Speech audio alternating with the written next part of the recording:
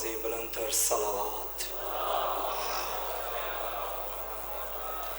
اعوذ باللہ من الشیطان اللعین الرجیم، بسم اللہ الرحمن الرحیم۔ الحمد للہ العالم العلیم القادر الکبیر، الذی لیس لہ نوع ولا جنس ولا نظیر، الذی امر النبی البشیر والنذیر وصاحب المعراج والسراج منیر۔ یا ایھا الرسول بلغ ما انزل الیک من ربک فی خم الغدیر۔ فقال رسول اللہ من کنت ولیہ فعلی ولیہ والامیر۔ الصلاة والسلام والتحیۃ والاکرام علی سیدنا سید العرب والعجم، حبیبنا وحبیب قلوبنا شفیع ذنوبنا طبیب نفوسنا ابی القاسم محمد۔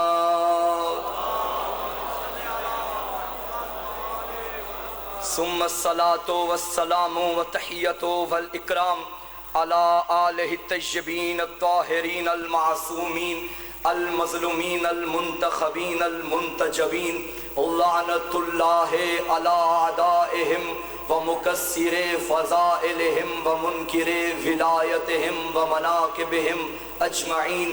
اما بعد فقد قال اللہ تعالی فی کتابہ المجید وفرقانہ الحمید، بسم اللہ الرحمن الرحیم۔ وَيَقُولُ الَّذِينَ كَفَرُوا لَسْتَ مُرْسَلًا قُلْ كَفَى بِاللَّهِ شَهِيدًا بَيْنِي وَبَيْنَكُمْ وَمَنْ عِندَهُ عِلْمُ الْكِتَابِ۔ السلام علی الحسین وعلی علی بن الحسین وعلی اولاد الحسین وعلی اصحاب الحسین وعلی اخوات الحسین۔ اللہم ارزقنا فی الدنیا زیارت الحسین وفی الآخرۃ شفاعت الحسین، واکتبنا من زوار الحسین واجعلنا من الباقین فی عزاء الحسین۔ درود بر عظمت حسین۔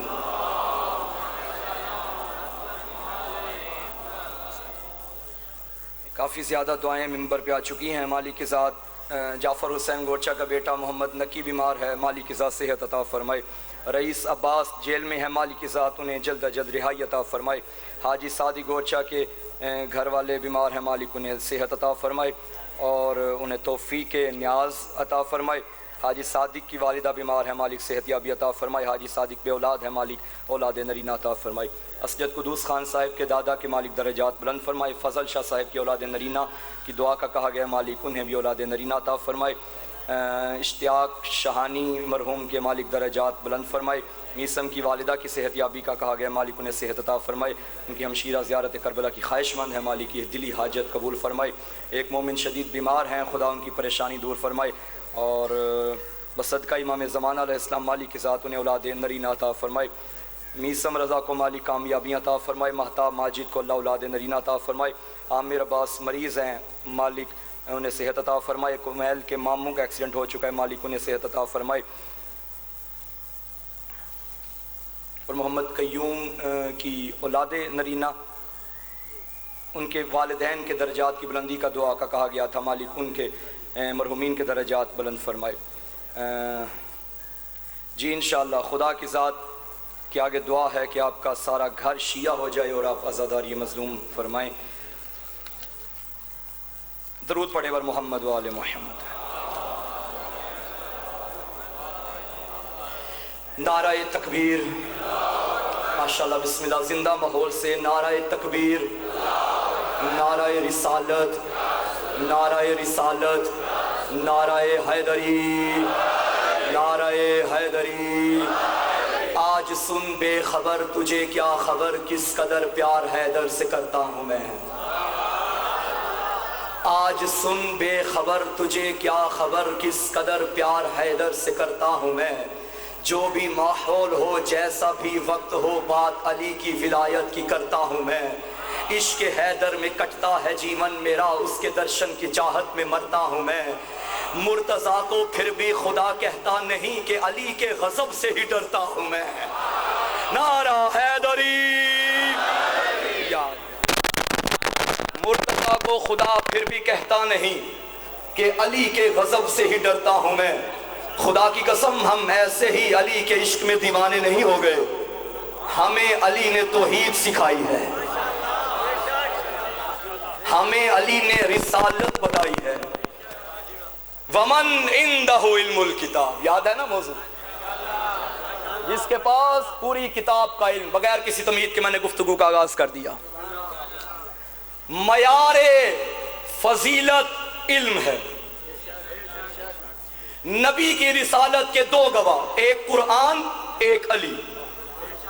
میرا بہت ہی پرانا جملہ ہے, آج اس عزاخانے میں پہلی مرتبہ پڑھ رہا ہوں.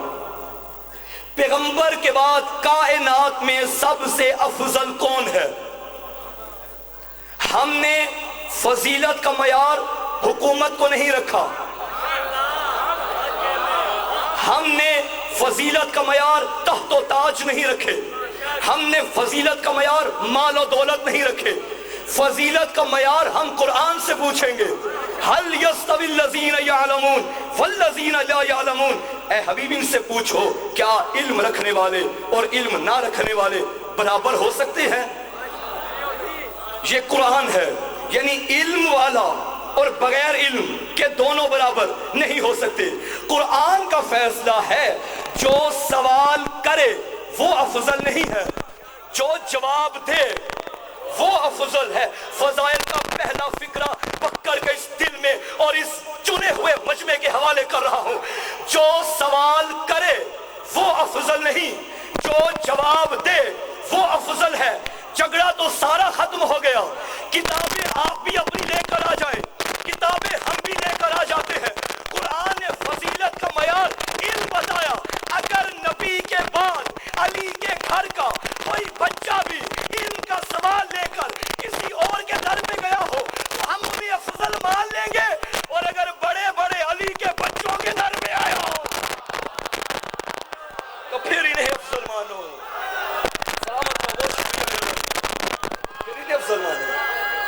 مہربانی یا اللہ, مہربانی.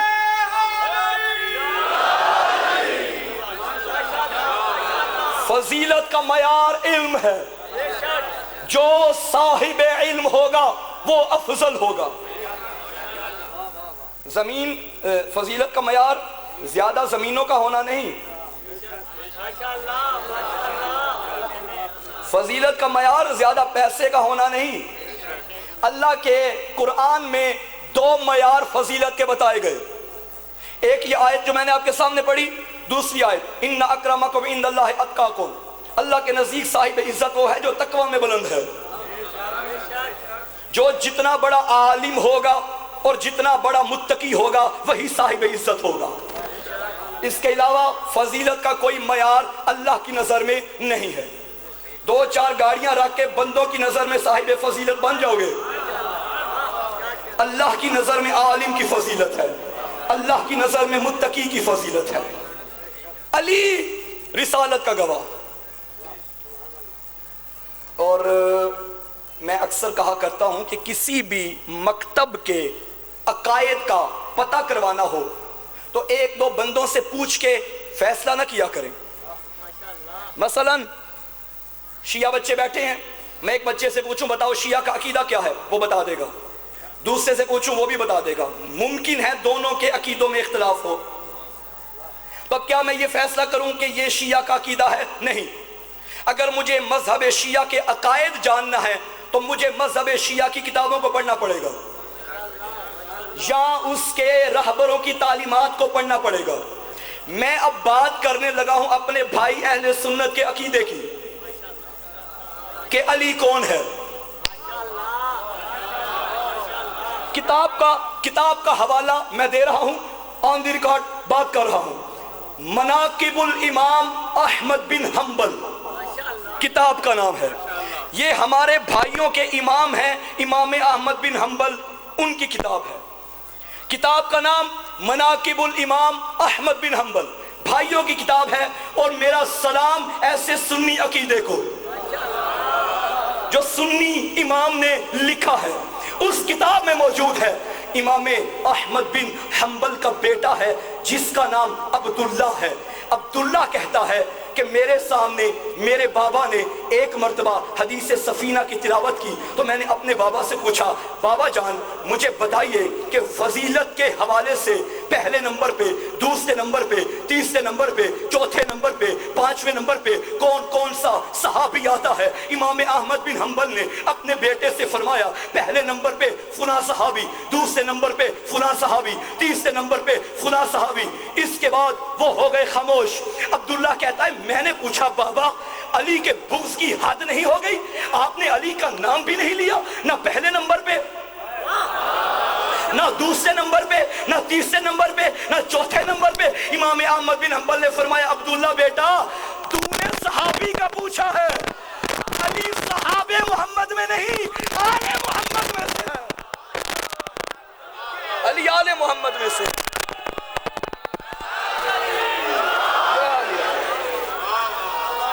جزاک اللہ۔ کتاب سے پڑھ رہا ہوں، علی کے ساتھ مقابلہ موت ہے۔ کوئی بھی کتنے بھی عظیم مرتبے پہ پہنچ جائے، اگر خود کو میرے مولا امیر کے ساتھ ملائے گا یہ اس کی جہالت کے لیے اتنا ہی کافی ہے، اور کسی کو علی کے ساتھ ملانا اس کی فضیلت نہیں، رسالت کی توہین ہے۔ نہیں، میں جلدی میں کہہ گیا جملہ۔ کیا کسی عظیم سے عظیم انسان کا ہاتھ نبی کے ہاتھوں جیسا ہو سکتا ہے؟ نبی کے تو وہ ہاتھ ہیں، قرآن فرماتا ہے وَمَا رَمَيْتَ إِذْ رَمَيْتَ وَلَكِنَّ اللَّهَ رَمَى، جو پتھر تو نے پھینکے وہ تو نے نہیں میں نے پھینکے۔ اللہ تو اپنے حبیب کے ہاتھوں کو اپنے ہاتھ کہہ رہا ہے۔ کیا کسی نبی کی زبان، کسی بھی عظیم بندے کی زبان نبی کی زبان جیسی ہو سکتی ہے؟ نہیں۔ زبان مصطفیٰ کا تو مقام یہ ہے وَمَا يَنطِقُ عَنِ الْهَوَىٰ إِنْ هُوَ إِلَّا وَحْيٌ يُوحَىٰ، نبی کی زبان کو اللہ اپنی زبان کہہ رہا ہے، بغیر وحی کے کلام نہیں کرتی۔ کیا کسی بھی عظیم سے عظیم بندے کی آنکھ نبی کی آنکھوں جیسی، عظیم سے عظیم بندے کے ہاتھ نبی کے ہاتھوں جیسے، عظیم سے عظیم بندے کے کان نبی کے کانوں جیسے؟ نہیں۔ تو علی کون ہے؟ فَقُلْ تَعَالَوْا نَدْعُوا أَبْنَاءَنَا وَأَبْنَاءَكُمْ وَنِسَاءَنَا وَنِسَاءَكُمْ وَأَنفُسَنَا وَأَنفُسَكُمْ۔ نفس پیغمبر کو علی کہتے ہیں۔ جب کسی کی زبان نبی کی زبان جیسی نہیں تو کوئی نفس پیغمبر جیسا کیسے ہو گیا؟ علی نفس پیغمبر کا نام، اور جو علی کی برابری کرے گویا وہ رسالت کی برابری کر رہا ہے۔ کائنات میں نبی جیسا بس علی ہے، سوائے عہدۂ رسالت کے۔ نبی آخری نبی، رسول آخری رسول۔ علی نبی نہیں ہے، علی رسول نہیں ہے، لیکن علی نبی جیسے ہیں۔ نہیں اب سوئے ہوئے ہیں، آج سوئے ہوئے ہیں۔ علی نبی جیسے ہیں، پھر کہہ رہا ہوں رسول بھی نہیں ہے، نبی بھی نہیں ہے، لیکن پھر بھی علی نبی جیسے ہیں۔ علی کا اٹھنا نبی کا اٹھنا، علی کا بیٹھنا نبی کا بیٹھنا، علی کا کھانا نبی کا کھانا، علی کا جاگنا نبی کا جاگنا، علی کا سونا نبی کا سونا، علی کا سونا نبی کا سونا۔ اگر علی نبی جیسے نہیں تھے تو روز مرہ کے دیکھنے والے کفار ساری رات یہ کیوں نہ سمجھ پائے کہ چادر کے نیچے نبی سویا ہے یا علی سویا؟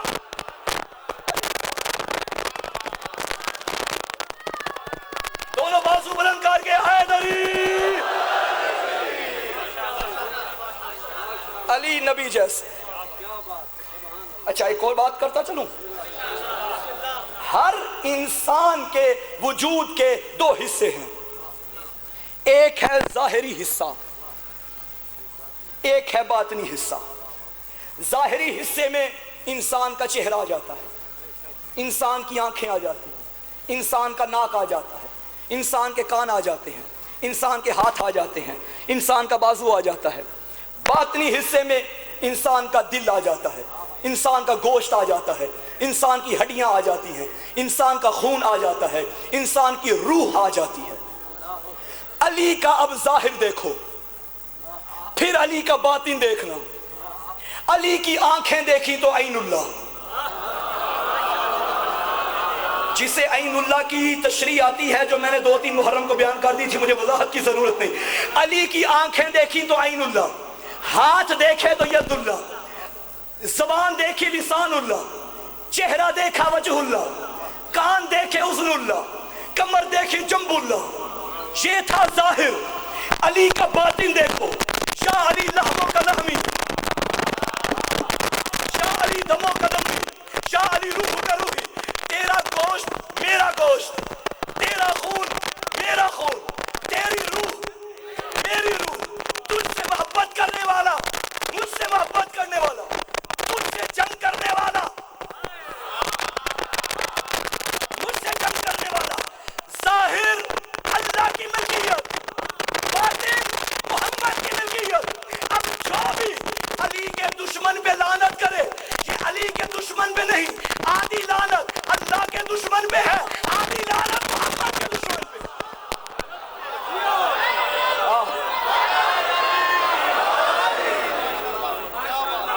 بسم اللہ، مہربانی، شکریہ.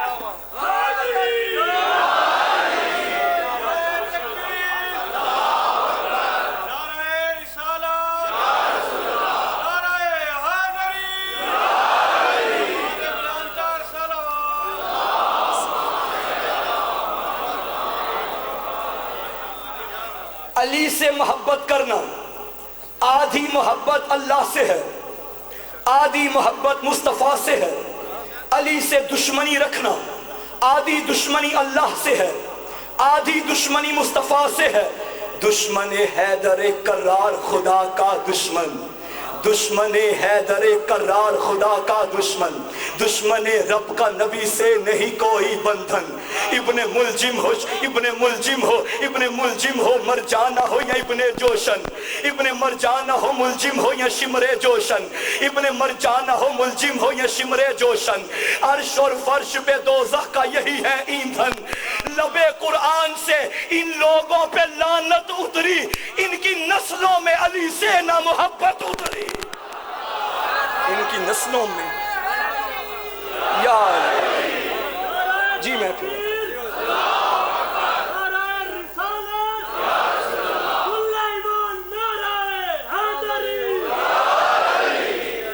دشمن حیدر کرار خدا کا دشمن، دشمن رب کا نبی سے نہیں کوئی بندھن. ابن مرجانہ ہو ملجم ہو یا شمر جوشن، عرش اور فرش پہ دوزخ کا یہی ہے ایندھن. لب قرآن سے ان لوگوں پہ لعنت اتری، ان کی نسلوں میں علی سے نہ محبت اتری. لعنت اللہ علی اعدائک یا علی. صلوات پڑھے محمد و آل محمد.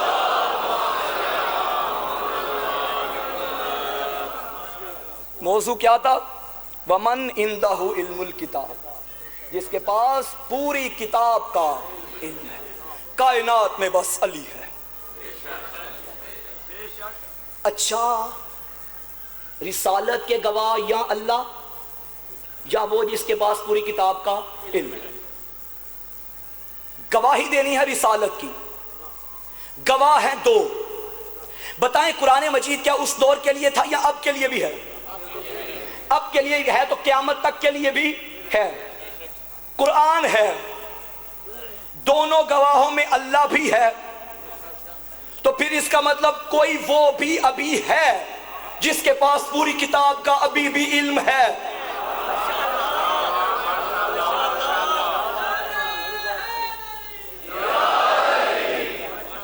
اگر اللہ ہے اور وہ دوسرا گواہ اب نہیں ہے تو رسالت کا تحفظ نہیں ہو رہا. دونوں گواہوں کا ہونا جب تک رسالت موجود ہے تب تک ہونا ضروری ہے. وہ اللہ ہے. اگر علی 21 رمضان کو بظاہر پردہ فرما گئے تو یہ نہ سمجھنا کہ وہ چلا گیا. مصداق نام علی نہیں تھا بلکہ تھا جس کے پاس پوری کتاب کا علم ہے. علی گئے تو کوئی حسن آ گیا، حسن گئے تو حسین آ گئے، حسین گئے تو سجاد آ گئے، سجاد گئے تو باقر آ گئے، باقر گئے تو صادق آ گئے، صادق گئے تو کاظم آ گئے، کاظم گئے تو رضا آ گئے، رضا گئے تو تقی آ گئے، تقی نکی گئے تو نکی آ گئے، نکی گئے تو عسکری آ گئے۔ آج رسالت ہے تو اس کا مطلب ہے کوئی پردے میں ایسا ہے جو پوری کتاب کا عالم ہے۔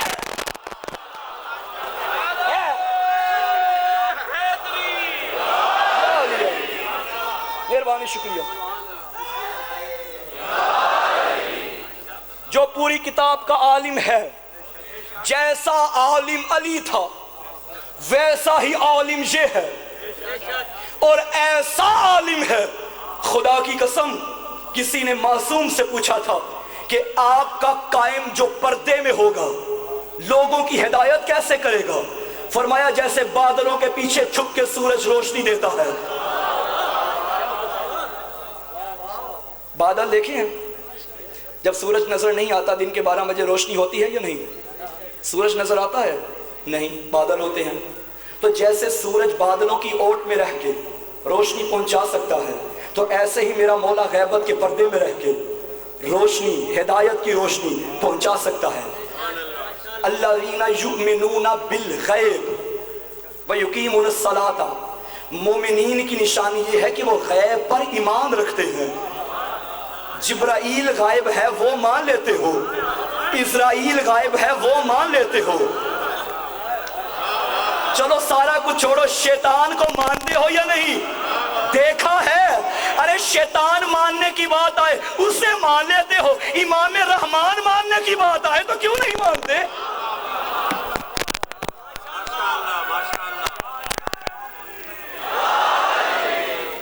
جی اگر ان کا امام ہے تو نظر کیوں نہیں آتا؟ تو شیطان نظر کیوں نہیں آتا؟ گمراہ کرتا ہے یا نہیں کرتا ہے؟ بکر میں ایک بندے کو کر رہا ہے، اسی ٹائم لیا میں بھی ایک بندے کو کر رہا ہے۔ وہی شیطان ڈیرہ اسماعیل خان میں بھی ایک بندے کو گمراہ کر رہا ہے اسی ٹائم۔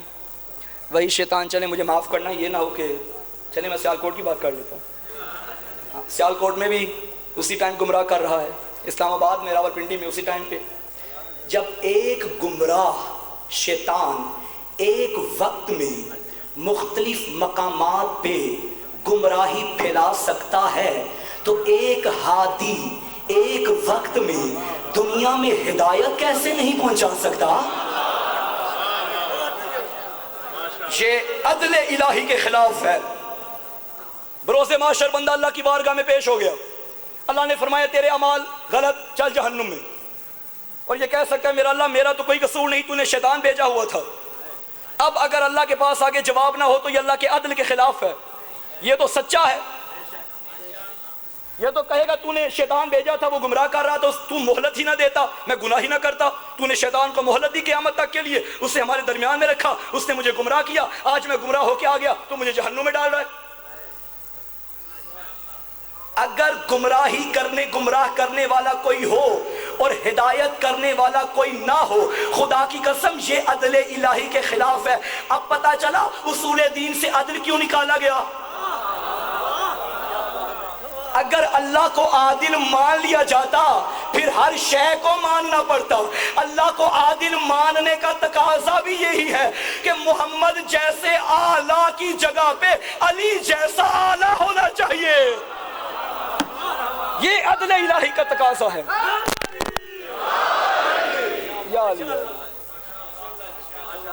امامت ہر دور میں ہدایت کر رہی ہے، اور ازل سے لے کر اب سے لے کر قیامت تک زندگی کا ایک لمحہ بھی ایسا نہیں جو حجت خدا سے خالی رہا ہو۔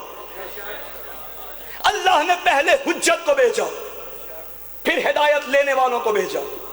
آدم کی شکل میں حجت آئی، نوح کی شکل میں حجت آئی، ابراہیم کی شکل میں حجت آئی، اور ایسا بھی ہوا کہ ایک وقت میں ایک سے زیادہ حجتیں ہوتی تھی۔ جب حضور دنیا سے گئے اعلان غدیر ہوا، علی کی صورت میں حجت آ گئی، علی کے جانے کے بعد مولا حسن کی صورت میں حجت آ گئی، آج بھی حجت موجود ہے۔ سوال یہ ہے کہ اللہ نے ہر دور میں ایک امام رکھا جو موجود ہوتا تھا، ظاہر تھا، لوگوں کو نظر آتا تھا، اور لوگ اس سے جا کے ہدایت بھی لیتے تھے۔ اس دور میں کیوں ضرورت پڑی کہ اللہ نے امام کو غائب رکھا؟ سوال ہے یا نہیں ہے؟ اگر آج امام غائب نہ ہوتے، موجود ہوتے تو کیا بہتر نہیں تھا؟ کیوں رکھا؟ ہر مشکل تو نہیں ہے بات، بور تو نہیں ہو رہا؟ ہر معصوم امام نے اپنے دور امامت میں آنے والے امام کا تذکرہ کیا، اور ہر امام نے اپنے 12ویں آقا 12ویں حجت کا تذکرہ کیا، اور یہ ائمہ کا کہنا تھا کہ ہمارا 12واں جب ظہور کرے گا اسے مہدی کے نام سے نہ پکارنا بلکہ اس کے القاب سے اسے پکارنا۔ حضور فرمایا کرتے تھے میرا آخری بیٹا ہوگا جس کا نام میرے نام جیسا ہوگا، جس کی کنیت میری کنیت جیسی ہوگی، جب بھی آئے گا وہ دنیا کو عدل و انصاف سے ایسے بھر دے گا جیسے وہ ظلم و ستم سے پر ہو چکی تھی۔ کوئی ڈر کوئی خوف نہیں ہوگا، طاغوتی طاقتیں ختم کر دے گا، ہر طرف اسلامی نظام چھا جائے گا۔ اب ہر دور میں ہر دور کی طاغوتی طاقت جانتی تھی کہ کوئی ایسا آئے گا۔ یہ وہی ماحول پیدا ہو چکا تھا جو حضرت موسیٰ علیہ السلام کے دور میں تھا۔ جیسے فرعون کو پتا چلا تھا کہ کوئی ایسا آئے گا جو میرے تخت و تاج کو الٹ کے رکھ دے گا، اس نے کہا بنی اسرائیل میں جس کے ہاں بھی بیٹا پیدا ہو ذبح کر دو۔ لیکن خدا کے بھی کیا کہنے، بنی اسرائیل کے بیٹوں کو ذبح کر دیا، لیکن جس کے ہاتھوں سے تخت کو پلٹانا تھا اس کو اسی کے گھر میں پالا۔ اللہ اکبر۔ یہی ماحول 11ویں مولا کی امامت کے دور میں ہوا۔ لوگ جانتے تھے کہ اس امام کے بعد کوئی ایسا امام آئے گا کہ جو زمین کو عدل و انصاف سے بھر دے گا اور ہماری طاغوتی طاقتوں کو ختم کر دے گا۔ 4 سال کی عمر تھی میرے 12ویں مولا کی۔ ایک صحابی نے آگے پوچھا یا فرزند رسول، آپ دنیا سے جب چلے جائیں گے تو آپ کے بعد ہماری حجت کون ہوگا؟ امام حجرے میں گئے، چھوٹا سا بچہ اٹھا کے لائے، فرمایا میرے بعد یہ تمہاری حجت ہے، میرے بعد یہ تمہارا امام ہے۔ 5 سال کی عمر تھی میرے مولا کی، امام زمانہ کی، جب آپ کے بابا کا انتقال ہوا، بابا کی شہادت ہوئی۔ 5 سال کی عمر میں مولا امام زمانہ نے فرمایا بابا کا جنازہ معصوم ہے، معصوم کا جنازہ معصوم کے علاوہ کوئی نہیں پڑھا سکتا۔ 5 سال کے امام نے اپنے بابا کا جنازہ پڑھایا۔ 5 سال کے تھے جب میرے مولا کو اللہ نے غیبت کے پردے میں اٹھا لیا۔ کتنے سال کے تھے؟ 5 سال۔ ان 5 سالوں کے بعد امام کی غیبت کے 2 عرصے، 2 وقت شروع ہوئے۔ ایک کو غیبت صغرا کہا جاتا ہے، دوسرے دور کو غیبت کبرا کہا جاتا ہے۔ غیبت صغرا میں امام کے 4 نائب تھے جنہیں نواب اربع کہا جاتا ہے۔ وہ چاروں کے چاروں امام سے مسائل شریعہ لے کے شیعوں تک پہنچاتے تھے، لیکن ظاہر نہیں کرتے تھے کہ ہم امام کے نائب ہیں، کیونکہ حالات ایسے بن چکے تھے۔ اب وہ کتنا بڑا عالم ہوگا جو نائب امام ہوگا،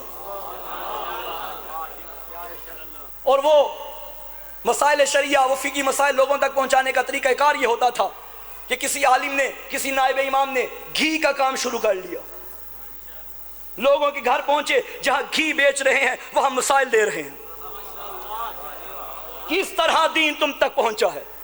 ایسے حالات بھی تشیع پر آئے ہیں، چھپ چھپ کے مسائل شریعہ لوگوں تک پہنچائے جاتے تھے، لیکن جب آخری نائب امام کا وقت وفات آیا، امام نے توقیع فرما دی کہ آج کے بعد میرا کوئی خاص نائب نہیں ہوگا، بلکہ کوئی ایسا بندہ تلاش کرو محافظا لدینہ صائنا لنفسہ مطیعا لامر مولاه فللعوام ان یقلدوہ۔ ایسا بندہ تلاش کرو جو علم اور تقوی کی ایسی منزل پر فائز ہو کہ جو اپنے مولا کے امر کا تابع ہو، جو اپنی خواہشات نفسانی کا مخالف ہو، جو اپنے خدا کے حکم کا تابع ہو۔ فللعوام ان یقلدوہ، پس عوام کو چاہیے کہ اس کی تقلید کرے۔ توجہ ہے یا نہیں؟ اچھا میں آپ کو یہ بتا دوں کہ تقلید کیا ہوتا ہے، بڑا اوکھا مسئلہ ہے۔ جی میں میری ذمہ داری ہے۔ نوجوانوں جاگ کے سنیے گا میرا پیغام. ایک ہوتی ہے بیعت، ایک ہوتی ہے تقلید. بیعت میں اور تقلید میں فرق ہوتا ہے. مذہب حقہ میں غیر معصوم کی بیعت جائز نہیں ہے. یہ اکثر ہمارے برادران اہل سنت کے ہاں بھی ہوتا ہے کہ میں نے فلاں پیر کی بیعت کر لی، فلاں پیر کی. ان کا اپنا مسلک ہے، ان کی میں بات نہیں کر رہا. مذہب جعفریہ میں سوائے معصوم کے کسی کی بیعت نہیں ہو سکتی. بیعت کا کیا مطلب؟ یعنی اپنا جان مال وقف کر دینا، جیسا وہ کہے حاضر. یہ معصوم کے علاوہ کسی کو اختیار نہیں. تو تقلید کیا ہوتا ہے؟ میں آپ کو سادہ سی مثال سمجھاتا ہوں. یہ مائک اگر خراب ہو جائے، اتنے افراد ماشاءاللہ پڑھے لکھے تشریف فرما ہیں، ممکن ہے پی ایچ ڈی ہوں، مختلف ڈگریوں کے مالک ہوں. اب میرا یہ مائک خراب ہو گیا تو میں وہ کونے میں ایک ڈاکٹر صاحب بیٹھی ہیں، ڈاکٹر صاحب ذرا آئیے گا مائک ٹھیک کیجئے گا. آپ سب اعتراض کریں گے یا نہیں؟ مجھ پہ کریں گے. آپ کہیں گے مولانا کیا ہو گیا؟ یہ ڈاکٹر کا کام تھوڑی ہے، یہ جو اس کا علم رکھتا ہے اس کو بلاؤ. یہ ساؤنڈ والے بھائی کو میں کہوں گا، اور یہ ہزاروں کا مجمع بھی اسی طرف جائے گا. یہ جو اس مسئلے میں اس کی طرف رجوع کر رہے ہیں، یہ اس کی تقلید کر رہے ہیں. اس میں مشکل بات ہی کیا ہے بھائی؟ میں نماز کا مسئلہ پوچھنا چاہتا ہوں، میں روزے کا مسئلہ پوچھنا چاہتا ہوں، میں حج کے مناسک کے بارے میں پوچھنا چاہتا ہوں. تو گلی میں ایک بندہ چل رہا ہے، پھر رہا ہے، میں کہوں بھائی میری بات سنو، میں کل ذرا حج پہ جا رہا ہوں، مجھے مناسک حج لکھ دو. یہ عقل مندی کا تقاضا ہے؟ مولانا وہ گنڈیریاں بیچنے والا ہے، اسے خاک پتہ کہ مناسک حج کیا ہوتے ہیں؟ آپ اس سے جا کے پوچھیں جو دین پڑھا ہوا ہے. یہ جو اس سے جا کے میں پوچھوں گا نا، یہ صحیح تقلید کہتے ہیں. اس میں مشکل ہی کیا ہے؟ بحث بنا دی گئی تشیع میں، اور لڑائیاں، کیا بات ہے؟ نان ایشو کو ایشو بنا دیا گیا. جی ہم کسی توضیح المسائل کو نہیں مانتے، ہم تو تحفۃ العوام کو مانتے ہیں. بھئی تحفۃ العوام کیا ہے؟ 4 مراجع کے مجتہد کا مجموعہ ہے، 4 مراجع کے فتاوے کا مجموعہ ہے. یہ حقیقت ہے کہ جب بھی آپ کو کسی بھی مسئلے میں، کسی بھی شعبے میں کوئی مسئلہ پیش آتا ہے تو اس کی طرف رجوع کریں گے جو اس کا ماہر ہے، جو اس کا علم رکھتا ہے. لوگ کہتے ہیں جی قرآن سے تقلید بتاؤ، حدیث سے، یہ حدیث میں تھا فَلِلْعَوَامِ أَن يُقَلِّدُوهُ، حدیث کے جملے ہیں کہ تقلید کریں. یہ مذہبی مسئلہ بعد میں ہے، عقلی مسئلہ پہلے ہے. صاحبان عقل بیٹھے ہو، مجھے میں شیعہ نہیں، میں سنی نہیں، میں کچھ نہیں. مذہب کو نکالو، عقل سے سوچو، اس عقل سے کام لو. اگر مجھے کپڑے سلوانے ہوں تو موچی کے پاس جاؤں گا؟ کس کے پاس جاؤں گا؟ درزی کے پاس. شریعت میں کہاں لکھا ہے کہ درزی کے پاس جاؤ؟ بتاؤ مجھے کون سے امام کا فرمان ہے کہ کپڑے خراب ہو جائیں تو درزی کے پاس جاؤ؟ آپ کہیں گے مولانا یہ فرمان تو بات کی بات ہے، عقل یہی کہتی ہے کہ اس کے پاس جاؤ جو کپڑوں کا علم رکھتا ہے.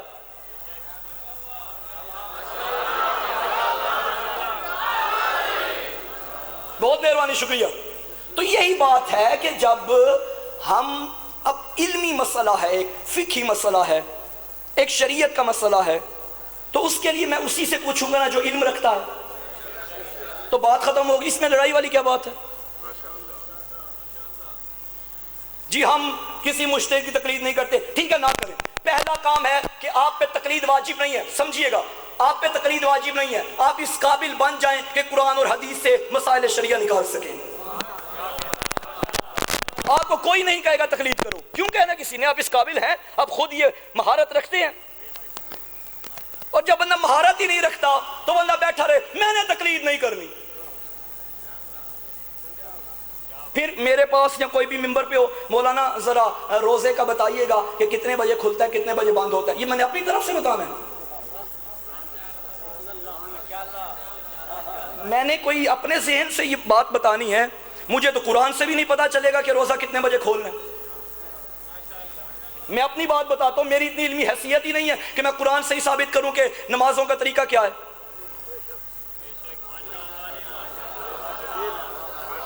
تو مجھے اس کے پاس جانا پڑے گا جو اس قابل ہے کہ قرآن اور ائمہ کے فرامین سے مسائل نکال سکے. یہ صحیح تقلید کہتے ہیں. دیکھیں جس شعبے میں آپ کے پاس علم نہ ہو، ٹھیک، تو آپ اس کے پاس اس کی طرف رجوع کریں اور اس سے مسائل سیکھیں، جواب لیں اور اس کے مطابق عمل کریں، اسے تقلید کہتے ہیں. میں نے درزی سے ہی ابا کپڑے سلوائے تو میں بعد میں بحث کرنے لگ پڑا، آپ نے سلائی یہاں کیوں لگائی ہے، یہاں کیوں نہیں لگائی، بٹن آپ کو تھوڑا اوپر کرنا چاہیے تھا. وہ کہے گا بھائی پھر خود ہی کر لینا تھا. 100 نقائص جو میں نکال رہا ہوں جا کے، وہ تو میرے منہ پہ مارے گا نا، خود ہی کر لیتے، میرے پاس کیوں آئے تھے. جب میں ان کپڑوں کے سینے کا علم نہیں رکھتا تو مجھے خاموشی سے مان لینی چاہیے اس کی بات جو کپڑے سینے کا علم رکھتا ہے.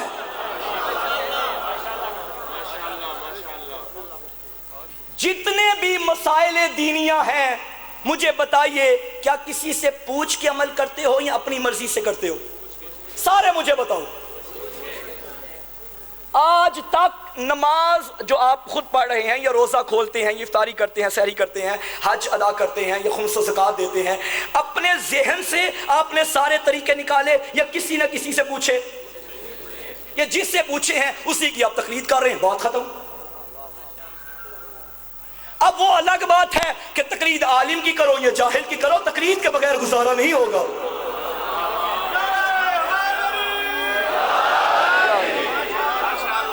توجہ ہے یا نہیں ہے سامعین محترم؟ مثلا میں ادھر بیٹھا ہوں ممبر پہ اور میں یہاں بیٹھ کے کہتا ہوں کسی کی تقلید نہیں کرنی چاہیے، تقلید حرام ہے. ایک بندہ اٹھا باہر چلا گیا اور میں محفل میں بیٹھا ہوا تھا، تو اس نے چونکہ میری بات سنی ہوئی تھی، اس کے ذہن میں بیٹھی ہوئی تھی، اس نے وہاں جا کے کہا جی کسی کی تقلید نہیں کرنی چاہیے، تقلید حرام ہے. بھائی تمہیں کس نے کہا؟ یہ مولانا صاحب ممبر پہ بیٹھ کے کہہ رہے تھے. یہ جو کہہ رہا ہے نا کہ مولانا صاحب ممبر پہ بیٹھ کے کہہ رہے تھے تقلید نہیں کرنی چاہیے اور وہ مان چکا ہے تقلید نہیں کرنی چاہیے، وہ جاہل میری تقلید کر رہا ہے. جس بندے کو اتنا نہیں پتا کہ تقلید ہوتی کیا ہے، وہ بحث کر رہا ہے کہ تقلید کرنی چاہیے یا نہیں کرنی چاہیے. عجیب کہانی بن چکی ہے. آپ کے گھر میں ایک بندہ پرائمری میں پڑھتا ہے، ایک بچہ، اور ایک ایم اے میں پڑھتا ہے. پرائمری والے کا حق نہیں بنتا کہ ایم اے کے سبجیکٹس میں مداخلت کرے. اگر اتنا ہی شوق ہے پرائمری والے کو تو پڑھ لے، جب وہاں تک پہنچے گا بات کر لے. چھوٹا منہ بڑی بات نہیں پوچھا. جیو سامعین محترم، یقین کیجئے میرے مزاج کو آپ جانتے ہیں، میں آج کھل کے بات کر رہا ہوں. میں ممبر پہ قطعاً ایسی بات کرنے کا قائل نہیں جو تشیع میں اختلاف کا باعث بنے. قطعاً ایسی بات کا قائل نہیں، اور کرنی بھی نہیں چاہیے. ممبر جوڑنے کی جگہ ہے، توڑنے کی جگہ نہیں. یہ ایک عزا خانہ ہی تو رہ گیا جو ہمارے اتحاد کی علامت ہے. اسے بھی ہم تقسیم کر دیں، وہ مولویوں والا، وہ ذاکروں والا، وہ یہ کیا، کہاں جا رہے ہو آپ لوگ؟ ذاکر عالم ہے، ذاکر اپنی ذاکری کرے، عالم اپنا کام کرے. کام تب خراب ہوگا جب ذاکر عالم بن جائے گا، عالم ذاکر بن جائے گا. ہر کسی کا اپنا کام ہے، اپنی ذمہ داریاں ہیں، وہ ادا کر رہا ہے. نہ ہمارا ذاکرین کے بغیر گزارا ہے، نہ ہمارا علماء کے بغیر گزارا ہے. ذاکرین مؤذن ہے جو اذان دے کے بلاتے ہیں، اور علماء وہ امام جماعت ہیں جو جماعت کروا دیتے ہیں. سمجھ آ گئی میری بات کی؟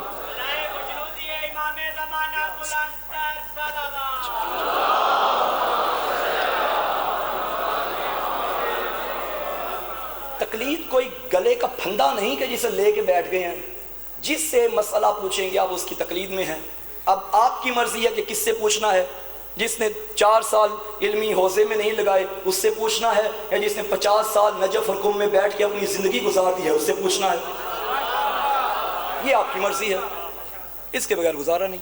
جس سے بھی مسئلہ پوچھو گے، دیکھیں کتابوں کی اگر آپ بات کریں نا، میرے سامنے میرے مکتب کی 2 کتابیں ہیں، دونوں میں ایک ہی موضوع پہ مختلف روایات ہیں. کہاں جاؤ گے؟ موجود ہیں. کون فیصلہ کرے گا آپ میں سے کہ ان میں سے روایت کون سی ٹھیک ہے اور کون سی غلط ہے؟ یہ وہ فیصلہ کرے گا جو علم حدیث کا عالم ہے، جو مہارت رکھتا ہے. اس کی طرف جائیں، بات ختم ہو جائے گی۔ تیرے میرے چھٹے مولا کا فرمان، او میرے شیعو کن عالمن او متعلمن او محب لہما فلا تکن رابعا فتہلک، ہمارے شیعو یا عالم بنو یا طالب علم بنو یا ان دونوں سے محبت کرنے والے بنو، چوتھا گروہ اختیار نہ کرنا ورنہ ہلاک ہو جاؤ گے۔ میں نے کل عرض کیا تھا یہ تمہارے مکتب کو اعزاز حاصل ہے کہ دنیا کے امام تب امام بنے جب تمہارے امام کے شاگرد بنے ہیں۔ اور میں بتاؤں آپ کو، ہمارے تمام ائمہ میں سے جتنا وقت امام ششم کو ملا تبلیغ دین کا، اتنا اور کسی امام کو نہیں ملا۔ ہر امام کی دور حیات زندگی کا دور، زندگی کے حالات ایسے بن چکے، کسی امام کا وقت خانہ نشینی میں گزر گیا، مولا امیر کی زندگی آپ کے سامنے ہے، امام ساتویں امام کی زندگی آپ کے سامنے 14 سال قید میں گزر گئے۔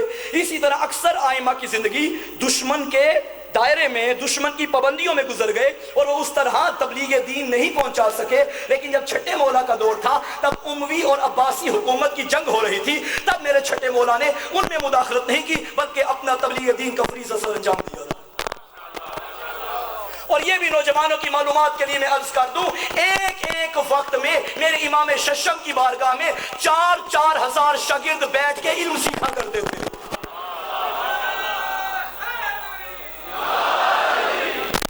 4,000 شاگرد۔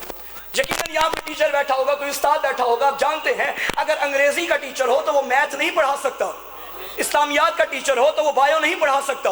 واحد امام صادق علیہ السلام کا مکتب تھا، پوری دنیا سے لوگ جیسا علم چاہتے تھے ویسا علم یہاں سے ملا کرتا تھا۔ کیا بات ہے، علمی مکتب تمہارا۔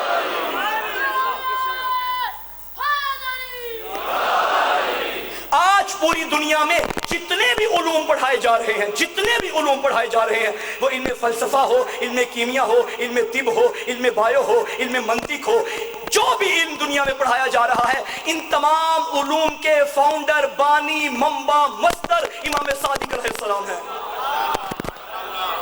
جابر بن حیان کہ جس کا نام اپنے علمی دنیا میں اس نے قابلیت کا لوہا منوایا، یہ جابر بن حیان میرے چھٹے مولا کا شاگرد ہے۔ اب جس کے امام کا مکتب ایسا ہو تو کیا اس کے چاہنے والے علم دوست ہوں گے یا جہالت دوست ہوں گے؟ علم دوست ہوں گے۔ تمہارے ائمہ کی تعلیمات سے لوگ استفادہ کر کے چاند پہ پہنچ گئے اور تم چھوٹے چھوٹے مسائل میں یہیں پہ لڑ رہے ہو۔ لمحہ ذکریہ ہے ہمارے لیے، یہ درد دل تھا جو میں نے بیان کیا۔ آگے آپ کی مرضی، مانے نہ مانے، منوانا تو ہمارا کام نہیں ہے نا۔ بس تھوڑا سا یہ میں بتا دوں، میرے بھائی ہیں، سارے میرے بھائی ہیں، جو تقلید کے قائل ہیں، جو تقلید کے قائل نہیں ہیں، سارے میرے بھائی ہیں، ہمارے دوست ہیں، ہمارے اپنے ہیں، ولایت کا دم بھرتے ہیں، عزادار ہیں، سارے ہم ایک ہی پرچم کے سائے تلے ہیں، ہم ایک ہی لنگر کھانے والے ہیں، ایک ہی گلاس سے سبیل کا پانی پینے والے ہیں۔ لڑائی جھگڑے والی بات نہیں، آپس کے اختلافات ختم کیجئے، نان ایشو کو ایشو نہ بنائیے، متحد ہو کے دشمن کا مقابلہ کیجئے۔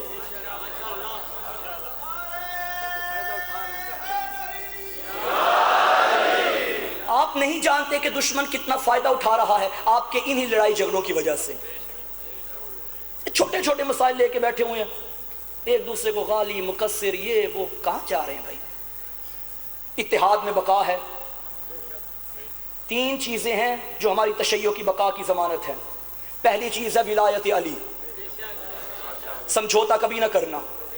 دوسری چیز ہے عزاداری کربلا، کبھی اس پہ سمجھوتا نہ کرنا۔ تیسری چیز ہے مرجعیت، وہ قوم تباہ ہو جاتی ہے جس قوم میں 3 نقائص آ جائیں، یا بک جائے، یا جھک جائے، یا بکھر جائے۔ ولایت علی ہمیں بکنے نہیں دیتی، عزاداری ہمیں جھکنے نہیں دیتی، نظام مرجعیت ہمیں بکھرنے نہیں دیتا۔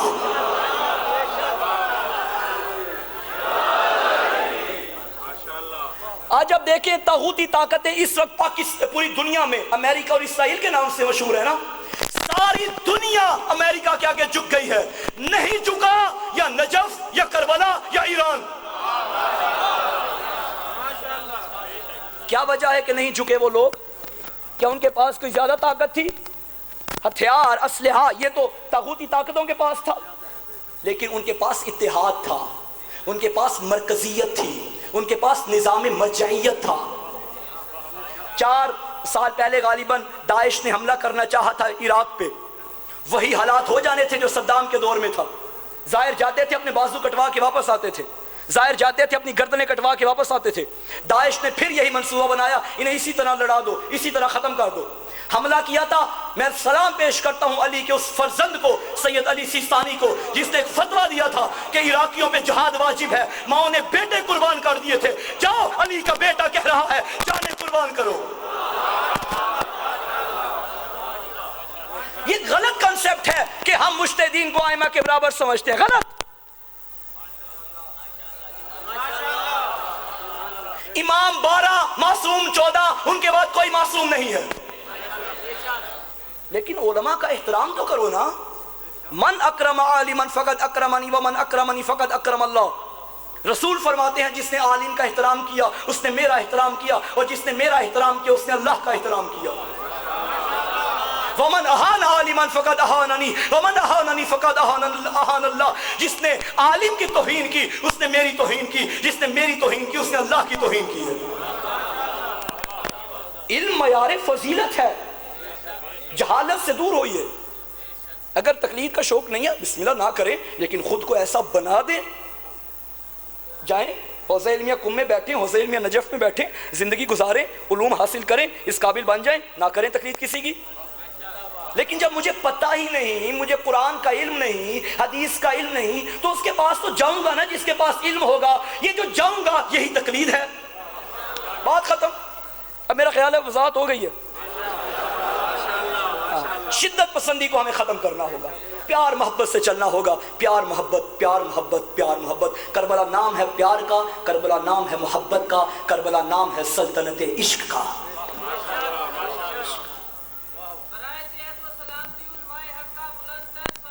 اللہم صل۔ میرا دل تھا کہ میں آج مصائب زیادہ پڑھوں گا، لیکن بس آخری جملہ کہوں تو مصائب کی طرف آتا ہوں۔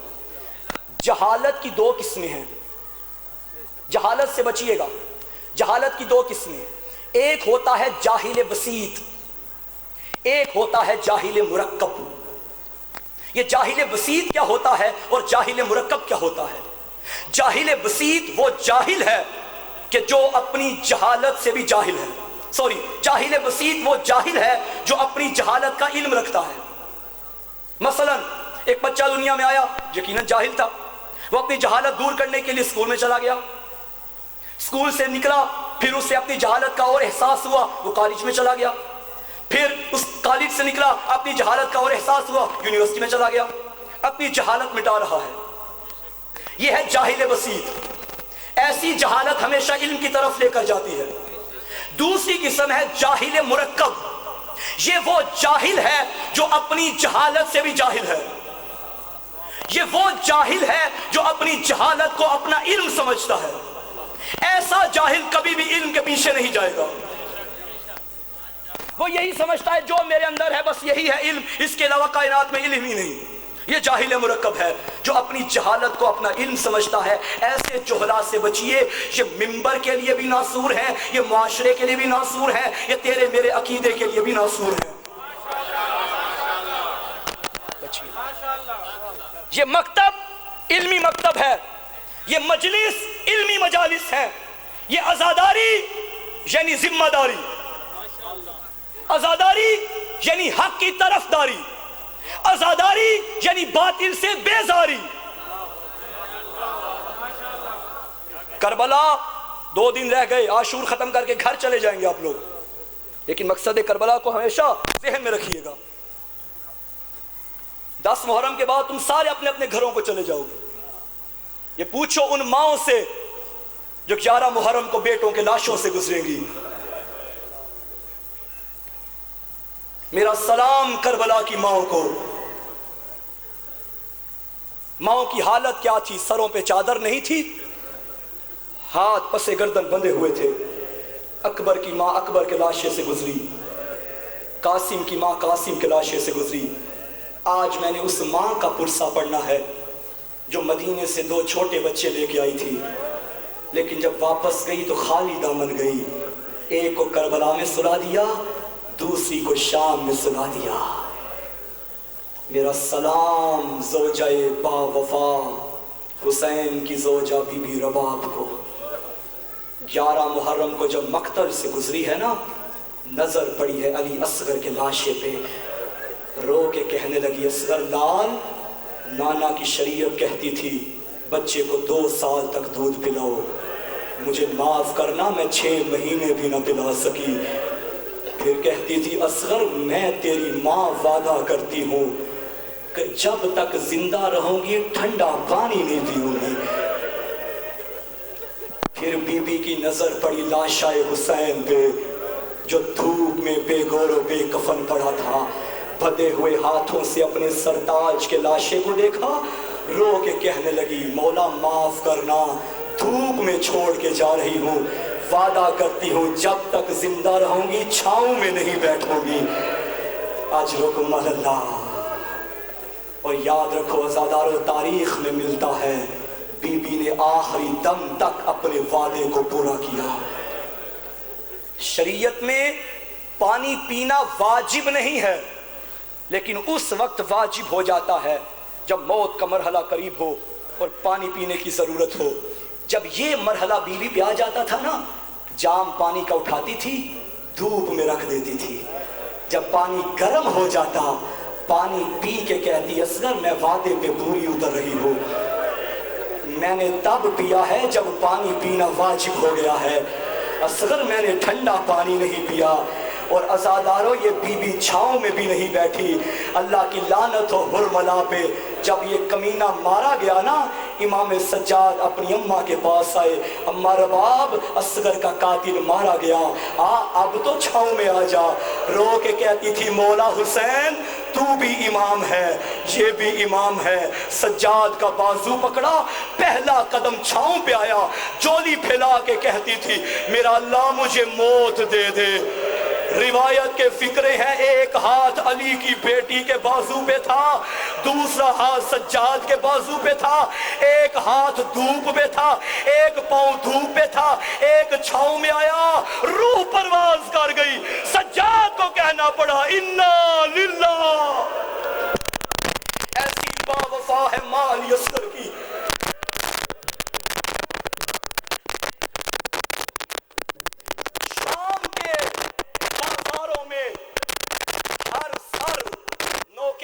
پہ سوار تھا.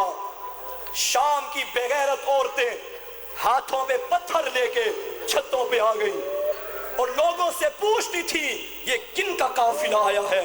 کمینے کہتے تھے کربلا میں باغی مارے گئے ہیں, ان سے جنگ کر کے ہم آئے ہیں.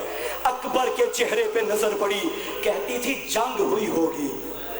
عباس کا سر دیکھا جو گھوڑے کی گردن میں تھا, کہتی تھی جنگ ہوئی ہوگی. قاسم کا سر دیکھا, کہتی تھی جنگ ہوئی ہوگی. لیکن جب ایک نیزے پہ ننھا سا سر نظر آیا, رو کے کہتی تھی, شامیوں جنگ نہیں ہوئی, ظلم ہوا ہے. اجرکم اللہ, ماتم کرو جی بھر کے. آج اصغر کی ماں کو پرسا دینا ہے, یہ جنگ نہیں ہوئی, یہ ظلم ہوا ہے. حسین کی مظلومیت کا سب سے بڑا گواہ علی اصغر. عاشور کا دن جوان مارے گئے, مہمان مارے گئے, نادان مارے گئے.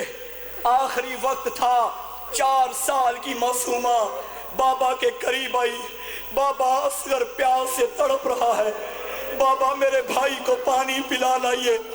غریب نے اصغر کا لاشا اٹھایا, مقتل کی طرف گیا. میں سید, رات کا وقت ہے, جولی پھیلا کے بی بی کے روزے کی شبی میرے سامنے ہے, دعا کر رہا ہوں, میرا اللہ کسی شریف کو کسی کمینے سے مانگنا نہ پڑے. مرنے سے پہلے شریف مر جاتا ہے, ہم مر نہ جائیں. کربلا میں سب سے بڑا شریف حسین تھا, سب سے بڑے کمینے وہ قوم اشقیا تھے. 6 مہینے کا لال گودی میں اٹھا کے کہتا تھا, دیکھو دریاؤں سے تمہارے جانور پانی پی رہے ہیں, اور میرا 3 دن کا پیاسا علی اصغر. یا زہرا, یا زہرا. اکبر کا جنازہ اٹھایا, غریب نے شیعو تمہیں یاد نہیں کیا، قاسم کا لاشا اٹھایا، غریب نے یاد نہیں کیا۔ بی بی سکینہ بنت الحسین روایت کرتی ہے کہ شام غریبہ میں جب خیموں کو آگ لگ گئی، میری بالیاں چھینی گئی، میرے سر پہ چادر نہیں تھی، میں بابا کا لاشا تلاش کر رہی تھی، مجھے ایک کونے سے آواز آئی، الیہ الیہ یا بنیہ، میری لال میرے قریب آ۔ بی بی سکینہ کہتی ہے میں جلدی سے اس طرف گئی، میں نے کیا دیکھا، پتھروں کے ڈھیر کے نیچے میرے بابا کا کٹا ہوا سر ہے۔ میں نے جب پتھر ہٹائے، کٹے ہوئے لبوں سے آواز آ رہی تھی، سکینہ میرے شیعوں سے کہنا میں نے تمہیں اس وقت بڑا یاد کیا تھا جب لاکھوں کے مقابلے میں اصغر کو لے کے گیا۔ یا زہرا بی بی ہمارا پرسہ قبول کرنا، 2 دن رہ گئے بطول کا گھر اجڑنے والا، اب شرم کر کے نہ رو عزادارو، تیرے میرے چھٹے مولا کے گھر میں مجلس ہو رہی تھی، ایک مومن آنکھوں پہ رومال رکھ کے رو رہا تھا۔ میرے مولا نے پوچھا کیا تجھے میرے غریبوں کی غربت پہ رونا نہیں آتا؟ کہتا ہے مولا رو تو رہا ہوں۔ فرمایا ایسے نہ رویا کرو، ایسے ماتم کیا کرو جیسے بڑھیا ماں جوان بیٹے کی لاش پہ ماتم کرتی ہے۔ عزادارو یہ رونا بی بی تیرا قبول کرے۔ اصغر کا لاشا لے کر حسین قوم اشقیاء کے سامنے آئے، ایک کمینے کی آواز آئی، حسین پیاس خود کو لگی ہے، بہانے بچے کے کرتا ہے۔ غریب کی آنکھوں میں آنسو آئے، فرمایا اصغر میری صداقت کی علامت بتا، میری صداقت کی گواہی دے۔ 6 ماہ کا لال بابا کے ہاتھوں پہ تڑپا اور تڑپ کے یہ خشک زبان تالو سے لگی، آواز آئی العطش العطش العطش۔ اللہ کی لعنت ہو عمر ابن سعد پہ، یہ کمینہ حرملہ سے کہتا ہے، حرملہ اقطع کلام الحسین، حسین کے کلام کو قطع کر، کہیں ایسا نہ ہو کہ فوج یزید میں بغاوت پیدا ہو جائے۔ اس کمینے نے تیر کمان میں جوڑا، پہلا تیر نشانہ بنایا، ظالم کے ہاتھ کانپ گئے، دوسرا نشانہ بنایا، ظالم کے ہاتھ کانپ گئے۔ ابن سعد کہتا ہے لعنت ہو تجھ پہ، تو بڑا تیر انداز تھا، یہ آج تیرا ہاتھ کیوں کانپ رہا ہے؟ کہتا ہے تجھ پہ لعنت ہو، میں جب تیر چلاتا ہوں ایک بی بی آ جاتی ہے جس کا ہاتھ پہلو پہ، آواز آتی ہے حیا کر، کیا تیرے گھر میں کوئی اولاد نہیں؟ یہ کمینہ کہتا ہے تو تیر چلا، چاہے بطول کو لگے چاہے رسول کو۔ پوچھو گے وہ کون سا تیر تھا جو اس ظالم نے بے شیر پہ چلایا؟ مختار کے دربار میں جب حرملہ کو پیش کیا گیا، مختار نے حرملہ سے پوچھا اے ظالم بتا کربلا میں تیرے پاس کتنے تیر تھے اور تو نے کہاں کہاں استعمال کیے؟ یہ کمینہ کہتا ہے میرے پاس 100 شعبہ 4 تیر تھے۔ یہ 100 شعبہ وہ تیر ہیں جن کے آگے نوکیں نکلی ہوتی ہیں۔ عربوں نے قسمیں کھائی تھیں یہ تیر ہم انسانوں پہ استعمال نہیں کریں گے، میدانوں میں دوڑتے ہوئے گھوڑوں پہ چلائیں گے۔ یہ کمینہ کہتا ہے میں نے 4 جگہوں پہ تیر چلایا۔ مختار نے پوچھا بتا کہاں کہاں؟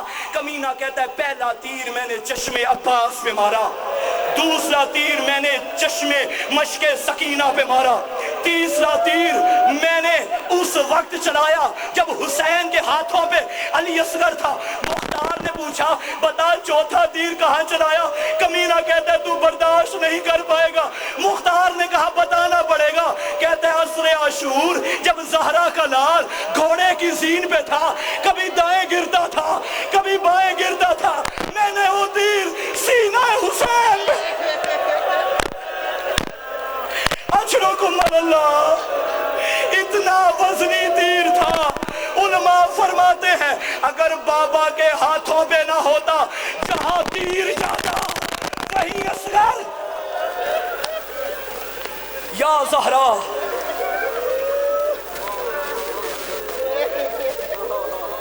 اکبر کے لاشے پہ اللہ نے حسین کو تسلی نہیں دی، غازی کے لاشے پہ اللہ نے حسین کو تسلی نہیں دی۔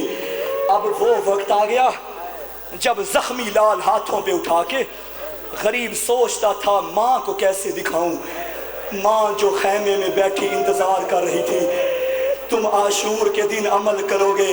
غریب 7 دفعہ آگے گیا، 7 مرتبہ پیچھے آیا، پھر آگے جاتا تھا، پھر پیچھے آتا تھا، پھر آگے جاتا تھا، پھر پیچھے آتا تھا۔ روایت کے فکر ہے اللہ نے جبریل کو بھیجا، جبریل آ کے کہتا تھا حسین اللہ کہہ رہا ہے میں بھی راضی، تیری اماں راضی، تیرا نانا حسین حوصلہ کر۔ مقتل کے فکرے میں نے اپنی آنکھوں سے پڑھے۔ یہ وہ وقت تھا جب حسین کے چہرے پہ زردی چھا گئی تھی، حسین کا صبر ختم ہو گیا۔ ماں نے اپنے لال کا استقبال کیا، عزاداروں ماں نے بیان کرنے شروع کیے۔ میری مائیں بیٹھی ہیں، سیدزادیاں غیر سیدزادیاں، یقیناً میری کسی ماں کی آغوش میں 6 یا 7 مہینے کا کوئی بچہ ہوگا۔ میں منت کر کے ایک جملہ کہہ رہا ہوں، تھوڑی دیر کے لیے اس گرم زمین پہ اپنے بچے کو لٹاؤ، پھر دیکھو گرم زمین پہ کیسے تڑپتا ہے، پھر منہ کرو کربلا کی طرف اور کہو بی بی ربا تیرا اپنا ارمان۔ آخری مرحلہ حسین کی شہادت کا، یہ عصر عاشور کا وقت تھا۔ غریب نے فرمایا رباب میں تیرے حوصلے پہ راضی، میں تیری وفا پہ راضی، رباب تیری قربانی ایسی قبول ہوئی، اللہ یاد رکھے گا، کائنات یاد رکھے گی۔ عزاداروں پھر فرمایا رباب ایک مشکل کام رہ گیا ہے۔ جی میرے مولا حکم کیجئے۔ فرمایا دیکھ تھوڑی دیر کے بعد میرے جوانوں کے لاشوں پہ گھوڑے دوڑائے جائیں گے، میرا اصغر بڑا چھوٹا ہے، لال کا لاشا تو اٹھا، میں اپنے ہاتھوں سے قبر بناتا ہوں۔ اتنا غریب ہو گیا حسین، ذوالفقار اٹھائی، تنہا کربلا کے صحرا میں اپنے لال کی قبر بنا رہا ہے۔ اپنے لال کو اٹھایا، زمین پہ لٹایا، اب غریب نے مٹی ڈالنا شروع کی، پاؤں سے مٹی ڈالنا شروع کی، پاؤں پہ ڈال کے گھٹنوں پہ آیا، گھٹنوں پہ ڈال کے شکم پہ آیا، شکم پہ ڈال کے سینے پہ آیا، اب ننھا سا چہرہ رہ گیا۔ غریب نے پشت کی طرف دیکھا، الٹے ہاتھوں سے مٹی ڈال کے کہا میرا اللہ میں غریب ہو گیا، اور میرا اللہ میری قربانی۔ ایک جملہ سن لو، میں تم سے پوچھتا ہوں بتاؤ حسین نے لاشا کیوں دفنایا تھا؟ گھوڑوں کی ٹاپوں سے بچ گئے۔ 11 محرم کا سورج نکلا، سارے سر نو کے نیزہ پہ آ گئے، ہر سر سوار تھا۔ ایک کمینہ کہتے علی اصغر کا لاشا کہاں ہے؟ ظالم نے بتایا عصر عاشور حسین یہی کہیں دفن کر رہا تھا۔ کمینہ کہتا ہے یہاں نہیں چھوڑنا، وہ سر ساتھ لے کے جانا ہے۔ گھوڑوں پہ سوار ہو جاؤ، ہاتھوں میں نیزے لے لو، مجھے معاف کرنا سیدو۔ کمینوں نے ہاتھوں پہ نیزے لیے، زمین پہ گھاڑتے تھے۔ ایک نیزہ وہاں لگا جہاں چھوٹا سا لاشا، جب یہ نیزہ باہر آیا خالی نیزہ نہیں، علی اصغر کا لاشا۔ یہ منظر رباب نے دیکھا۔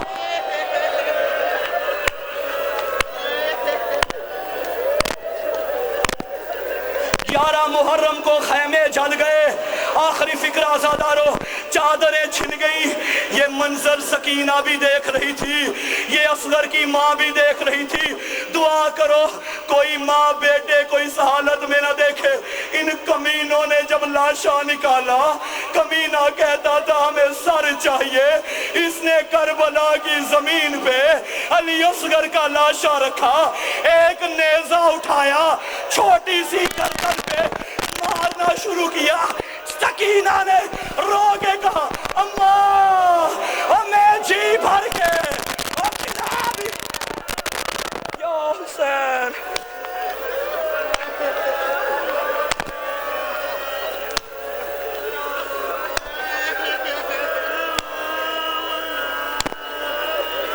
یا حسین